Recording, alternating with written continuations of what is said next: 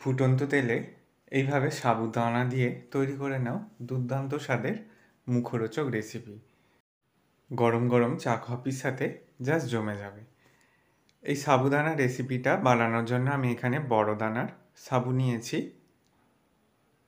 এবার এখানে আমি একটা মাঝারি সাইজের আলু নিয়েছি। আলুটাকে গ্রেটারে গ্রেট করে নেওয়ার পর ভালো করে জল দিয়ে 3-4 বার মতো গ্রেট করা আলুটাকে ধুয়ে নিয়েছি।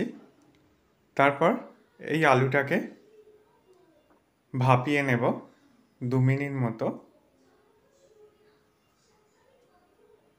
এইভাবে যদি আলুটাকে গ্রেট করে নেওয়ার পর 2 মিনিট ভাপিয়ে নেওয়া হয় তাহলে আলুর কালারটা ভাজার পর সুন্দরই থাকে, লালচে ভাব হয়ে যায় না, সাদা ভাবই থাকে। আলুটাকে ভাপিয়ে নেওয়ার পর জলটাকে ভালো করে শুকিয়ে নেওয়ার পর তেলে দেখো এইভাবে ভেজে নিয়েছি। ভাজা হয়ে গেছে, তুলে নিচ্ছি। দেখো একটুও লালচে ভাব হয়নি, এইভাবে সাদা আলু ভাজা তোমরা সহজেই তৈরি করে নিতে পারবে। এরপর আমি বাদামগুলোকেও ভেজে নিচ্ছি। ওই তেলের মধ্যেই দিয়ে দিলাম কারি পাতা আর একটা শুকনো লঙ্কা দিয়ে দেব। একসাথে বাদাম, কারি পাতা, শুকনো লঙ্কাকে ভেজে নিচ্ছি। এগুলো ভাজা হয়ে গেছে, তুলে নিচ্ছি। এরপর সাবুদানাগুলোকে অল্প অল্প করে দিয়ে ভেজে নিতে হবে। গ্যাসের ফ্লেমটা একদম হাইতে রেখে সাবুদানাগুলোকে ভেজে নিতে হবে।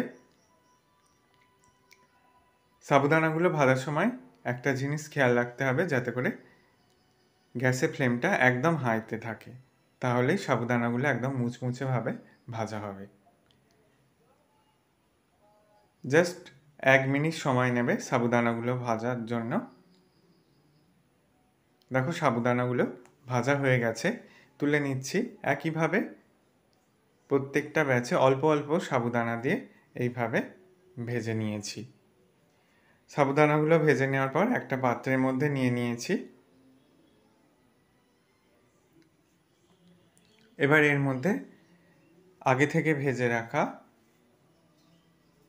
আলুর ঝুড়িটা দিয়ে দিলাম। ভেজে রাখা কারি পাতা, বাদাম দিয়ে দিচ্ছি। দিয়ে দেব চাট মশলা আর দিয়ে দেবো একটু বিট লবণ।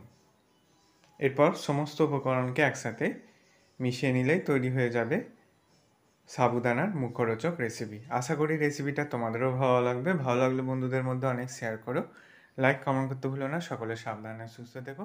সকলকে ধন্যবাদ।